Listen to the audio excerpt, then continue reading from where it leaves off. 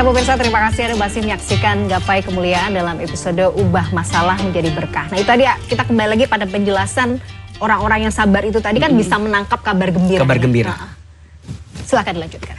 Iya, ada 5 kabar gembira, ada 5 kabar bahagia yang Allah sedang siapkan bagi kita yang sedang diuji. Yang pertama, orang yang sedang diberi ujian itu adalah orang yang diakui sebagai orang beriman.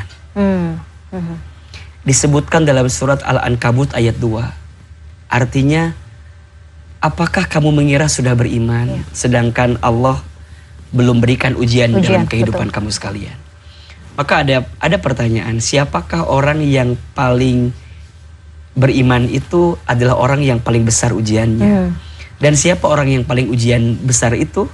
Para rasul, para nabi, para sahabat, para tabi'in, para orang soleh, dan orang-orang setelah itu. Jadi Nabi Muhammad tuh ujiannya banyak. Dengan ujian yang banyak, hina atau mulia? Mulia. Ya. Berarti tidak ada satu orang beriman pun yang diakui sebagai orang beriman kecuali dia lulus dengan ujian itu.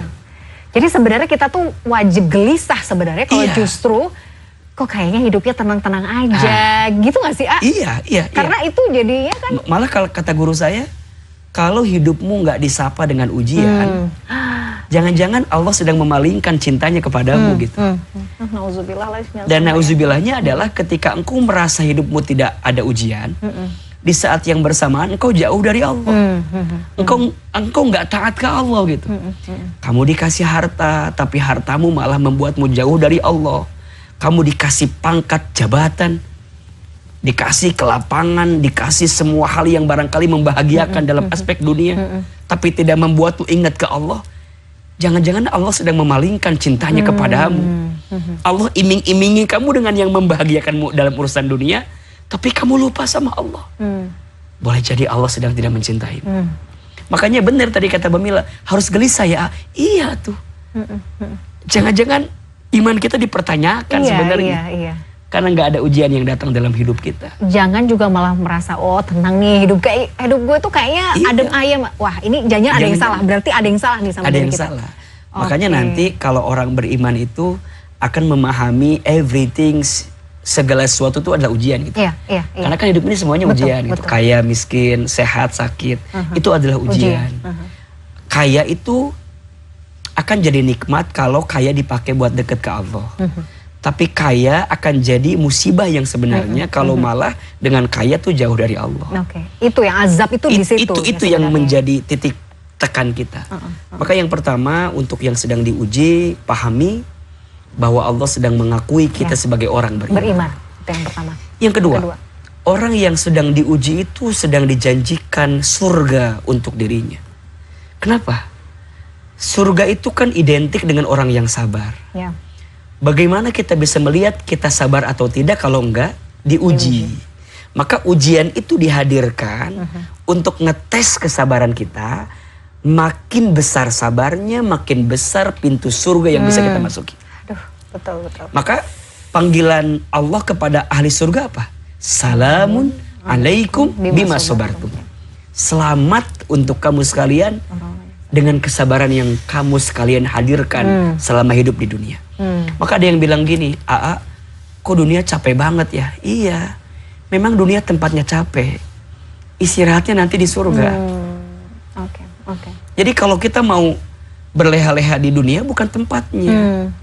Hakikatnya emang nggak di sini. Nggak di sini. Jadi salah kalau kita tuh berharap bahwa dunia ini adalah sesuatu yang harusnya tuh menyenangkan, ideal, semuanya sesuai harapan. Bukan di sini. Maka dunia itu kan bahasa Arab. Iya, dunia. Dunia itu bahasa Arab. Diambil dari fi'il madhi, dana. Artinya sementara. Jadi apapun yang ada di dunia ini sifatnya sementara. Sehingga diibaratkan oleh ahli tasawuf itu, dunia itu seperti jembatan. Yang istananya itu bukan di atas jembatan, tapi setelah jembatan itu. Makanya kalau mau bangun istana jangan di atas jembatan. Roboh, karena pasti roboh, pasti akan goyang. Bangunlah istana itu setelah kita melewati jembatan itu. Tapi kan biasanya istana yang bagus melalui jembatan yang bagus. Ya. Berarti bukan dunia nggak boleh bagus, boleh. Karena itu sebagai jembatan untuk masuk ke istana. Karena biasanya istana yang jelek digambarkan oleh jembatan yang jelek. Ya. Maka dunia ini adalah jembatan. Jadi etalasenya tuh memang di situ ya. Di situ. Ya. Oke, tadi kan dunia itu memang dasarnya dari akar katanya saja tuh sementara. Jadi yang namanya sedihnya juga sementara. Senengnya juga sementara. Ya. Jadi kita nggak boleh overjoy juga ya terhadap sesuatu. Nggak gitu boleh. Ya begitupun kita yang hari ini lagi diuji misalnya ya, lagi punya masalah. Sebagaimana bahagiamu sementara, sedihmu juga sementara gitu. Dan saya teringat dengan nasihat yang bagus Mbak Mila. Jadi ternyata masalah yang kita gelisahkan hari ini, hakikatnya adalah masalah yang pernah dilewati oleh kaum-kaum sebelumnya. Pesannya apa? Jangan ngerasa kita sendiri yang punya masalah. Udah yang paling besar, yang paling menderita gitu ya. Karena hakikatnya yang kamu hadapi hari ini sudah dilewati oleh orang-orang terdahulu. Sok misal punten, mohon maaf. Ada nggak orang yang diuji oleh orang tuanya? Ada, banyak. Ada. Di antara kita ada. Pertanyaannya, ada nggak orang sebelumnya yang diuji sama orang tua? Ada. Bukankah Nabi Ibrahim diuji sama ayahnya?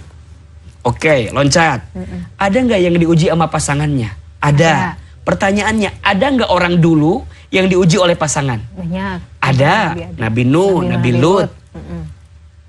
Nabi Ibrahim juga diuji dengan pasangan yang belum diizinkan oleh Allah ketika itu dalam kurun waktu yang lama belum punya keturunan. Ada nggak di antara pemirsa yang sudah menikah tapi belum dikasih keturunan? Ada. Ada. Contohnya juga ada lagi. Ada. Kayaknya sudah terjawab ya sebenarnya. Ya. Sekarang ada nggak orang tua yang diuji sama anak? Ada. Bukankah Adam dan Hawa ujian pertamanya Habil anaknya? Ada nggak yang diuji sama pamannya? Ada. Bukankah Nabi Muhammad diuji oleh pamannya? Jadi semua yang hari ini kita gelisahkan, semuanya sudah dilewati oleh orang-orang terdahulu. Nah pertanyaannya, Allah sudah menyelesaikan persoalan orang yang terdahulu. Pertanyaannya, apakah Allah membiarkan kita sendirian? Tidak. Dan sekarang lebih dalam lagi, apakah ujian kemarin Allah selesaikan? Iya. Selesai lagi sebenarnya. Ya jadi sebenarnya apa yang perlu kita takutkan? Terus apa yang perlu kita takutkan? Ternyata seberat apapun masalahmu hari ini pada akhirnya akan selesai juga. So sabar. Sabar itu artinya juga nahan kan ya. Nahan dan mengendalikan diri. Udah pokoknya ya udah disabar-sabarin, dikuat-kuatin gitu. Maka nanti yang ketiga ada kabar bahagianya. Apa? Orang yang sedang diuji Allah itu orang yang sedang dihapuskan dosanya. Masya Allah. Jadi cara Allah menghapuskan dosa kita itu kadang-kadang dengan cara menguji kita. Karena biasanya kalau lagi pas diuji itu lagi dekat sama Allah. Jadi dihapusin tuh dosa-dosanya. Yang keempat, orang yang sedang diuji itu orang yang sedang diangkat derajatnya. Masya Allah. Dan yang kelima ini yang paling penting. Orang yang sedang diuji itu sedang dicintai Allah. Ya Allah. Makanya Nabi Ayub pernah sakit kan? Ya. Kata istrinya, minta dong sama Allah. Kan kamu Nabi. Minta dong sembuh sama Allah. Apa jawaban Nabi Ayub? Aku tidak minta sembuh karena aku percaya kalau dengan sakit cara Allah mencintaiku, menyayangiku, maka aku lebih menerima sakitku daripada sehatku. Karena itu adalah cara Allah mencintaiku. Segitu, karena merasa cintanya Allah itu jauh lebih besar dan patut diperjuangkan ya, daripada sekedar tadi ya. Betul. Mendapat kesembuhan nanti terus kita lupa gitu ya. Betul. Oke. Maka hampir semua para nabi yang diuji dalam hidupnya itu adalah cara Allah mengingatkan mereka untuk kembali sama Allah. Itu sekelas nabi ya. Iya. Yang amal solehnya sempurna, yang dosanya juga ya dibanding kita mah kita mah nggak ada apa-apa. Jerarauh kemana-mana kan. Tapi mereka masih diuji. Kenapa? Karena beliau-beliau semua tuh percaya cara Allah mencintai kita adalah dengan cara menguji dalam urusan dunia agar kita kembali kepada Allah. Nah sekarang pertanyaannya, udah diuji sama dunia aja, sudahkah kita lebih dekat dengan Allah atau malah jauh dari Allah? Nah itu menjadi pertanyaan yang harus kita jawab ya. Dan ketika misalnya sudah tahu jawabannya, sebenarnya itu juga saya melihatnya itu sebagai petunjuk sebenarnya. Kalau kita sudah tahu jawabannya ya, harusnya itu sign untuk kita segera kembali sama Allah. Betul, setuju. Kalau misalnya tadi ya, ini Masya Allah sekali, dari musibah, satu musibah, ada 5 kabar bahagia yang Allah siapkan. Jadi bandingannya nih ya, 1 banding 5. Iya. Kayak jauh banget sebenarnya. Jauh. Jauh banget. Jadi sebenarnya ini malah harusnya tuh kita sikapi dengan dalam perspektif yang lain kita tuh harus happy ya. Betul. Makanya sekarang begini cara mengevaluasinya. Kita teh kalau dikasih masalah, ingat masalahnya atau Allahnya? Iya, betul. Kita malah lebih banyak ingat masalahnya. Seakan-akan jadi manusia yang paling banyak masalah. Seakan jadi manusia yang paling berat bebannya. Padahal entah berapa banyak yang Allah siapkan kebaikan dari keburukan yang kita terima. Bukankah itu yang Allah janjikan? Fa inna ma'al usri yusra, inna ma'al usri yusra. 2 kali loh Allah sampaikan. Iya. Maka sesungguhnya bersama kesulitan ada kemudahan. Gak cukup saya berisi gitu. Allah bilang lagi, sesungguhnya bersama kesulitan ada kemudahan. Artinya bersama tuh jalan bareng ya? Bukan setelah. Susah, ada gitu enggak ya? Kenapa kalimatnya ma'a? Kata para ulama, Allah tuh pengen ngingetin ame kita, di balik semua sulit yang kamu rasakan, entah berapa banyak kebaikan yang Allah titipkan. Gitu loh. Emang Allah gak tahu sakitmu? Tahu. Memangnya Allah nggak tahu luka yang kamu rasakan? Tahu. Emangnya Allah nggak tahu kecewa perasaanmu? Tahu. Emangnya Allah nggak tahu keadaan sempit yang kamu rasakan? Tahu. Terus Allah ingin hadir saat sempit itu, mengingatkan kepada kita ada kelapangan yang sedang Allah titipkan di balik kesempitan yang kamu rasakan. Cuman kadang fokusnya aja. Kita mah lebih senang fokusnya pada yang sempit-sempitnya, yang gak enaknya.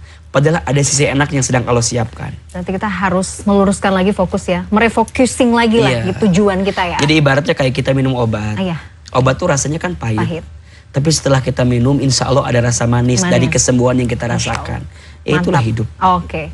Menarik sekali, tapi kita harus jeda dulu. Nanti kita lanjutkan di segmen berikutnya. Pemirsa, jangan kemana-mana. Gapai Kemuliaan akan segera kembali sesaat lagi.